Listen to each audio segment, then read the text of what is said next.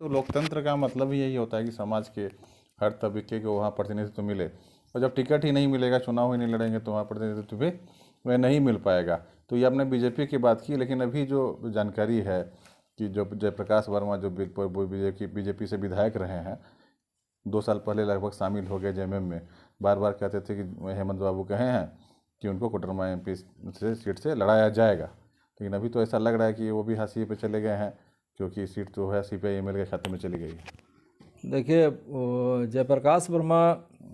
आज अगर झारखंड मुक्ति मोर्चा में नहीं जाते तो आज भाजपा से विधायक तय था कि फिर बन जाते, लेकिन उन्होंने हेमंत बाबू ने स्पष्ट कहा कि आपको एमपी बनाएंगे और कोडरमा से आपको लड़ाएंगे। जब उन्होंने उनको आश्वस्त किया, और सोनू सीधीपुर जो वहाँ के विधायक थे,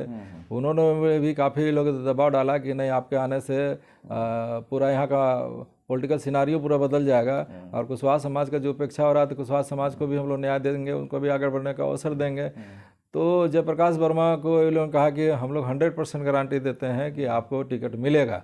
और उसमें बोलने दिया था। और जयप्रकाश वर्मा भी बेचारा पूरा मेहनत किया कि चलो हमको कोडरमा लोकसभा करना है, तो 2 साल से लगातार वो पूरा क्षेत्र में काम करते रहे। पार्टी में शामिल हुए तो लगता है कि हजारों की संख्या में मोरहाबादी मैदान में लोग आए थे शामिल होने टाइम में। देखिए, आज भी अगर हम लोग तो अभी झारखंड मुक्ति मोर्चा के लोगों से भी हम लोग मिले, और मुख्यमंत्री को भी बातों से अवगत कराया, और झारखंड मुक्ति मोर्चा के नेताओं से भी अवगत कराया कि अभी बहुत सुंदर अवसर है कोडरमा लोकसभा में। अगर जयप्रकाश वर्मा को आप टिकट देते हैं तो समाज का जितना वोट है सब आपको मिलेगा। और कल्पना सोरेन भी जो यहाँ से विधानसभा चुनाव जीत रही है, तो गांडे विधानसभा में भी कुशवाहा समाज का एक बड़ा वोट है, वो सब वोट भी आपको इजाफा हो जाएगा। अगर कल्पना को जीतने से कोई नहीं रोक सकता है, लेकिन कुशवाहा समाज के अगर आप टिकट नहीं देते हैं जयप्रकाश वर्मा को, और जयप्रकाश वर्मा को टिकट नहीं दीजिए, तो निश्चित रूप से कुशवाहा समाज रिएक्शन में आएगा। तो रिएक्शन में आएगा तो रिएक्शनरी वोट से हो सके कि आपका रिजल्ट में भी प्रभाव पड़े, तो आपका कल्पना सोरेन का रिजल्ट में भी प्रभाव पड़ेगा। और दूसरा, जो कुशवाहा समाज के साथ आप अन्याय करिएगा, तो पूरे राज्य में भी कुशवाहा समाज देख रहा है कि आप हमारा जनप्रतिनिधियों के साथ में आप इस तरह से उसको बुला करके झूठ बोल के ठगने का काम करते हैं, तो समाज तो ठगा महसूस करेगा। तो ठगा महसूस करेगा तो जो समाज का एक जो मानसिकता इस झारखंड मुक्ति मोर्चा के प्रति हो, या इंडिया गठबंधन के लोगों के प्रति जो होगा, वो भी बहुत अच्छा नहीं होगा। नहीं तो फिर देखिए, जब एनडीए में भी कोई प्रतिनिधित्व तो नहीं है,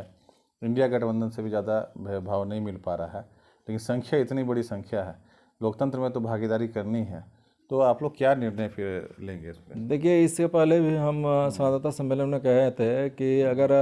राजनीतिक दल के लोग अगर टिकट नहीं देगा, तो हम लोग कुशवाहा समाज के लोगों को अपील करेंगे कि आप लोग कोई छोटे दल है चाहे हम लोग अपने समाज की ओर से उम्मीदवार खड़ा करेंगे, और खड़ा करने के बाद में फिर समाज के लोगों से अपील करेंगे कि पार्टी हितों को तिलांजलि दीजिए और जाति हित में निर्णय लीजिए, और जाति हित में निर्णय लेकर के फिर अपने उम्मीदवार को हम लोग जिताने की दिशा में कदम बढ़ाएंगे। और देखेंगे कि जहाँ जो राजनीतिक दल हम लोग को सपोर्ट नहीं करता है, तो ऐसे दलों को फिर हम लोग वोट नहीं देने के लिए अपील करेंगे कि जो मान लीजिए कि हम लोग को आगे बढ़ने का अवसर नहीं देता है, तो अन्य भी लोकसभा क्षेत्रों में ऐसे दलों को हम लोग क्यों वोट देंगे? हम लोग लाखों की संख्या में हमारा आबादी है, तो हम वैसे वोट को फिर हम लोग विचार करेंगे कि इसीलिए अभी हम लोकसभा स्तर पे भी हम पूरा प्रभारी बना दिए हैं। वो लोग सब रिपोर्टिंग देगा, रिपोर्टिंग लेने के बाद में प्रभारियों के साथ बैठक करके हम लोग निर्णय लेंगे, और निर्णय ले करके जो कुशवाहा समाज को सम्मान देगा तो उसका वोट हम लोग उसको दिलाने की दिशा में कदम बढ़ाएंगे, और नहीं तो फिर हम लोग अपील करेंगे, बाकी किसी तीसरे उम्मीदवार को जिताएंगे, और नहीं तो लास्ट में नोटा तो लगा ही हुआ है। नोटा का विकल्प है, तैयार है।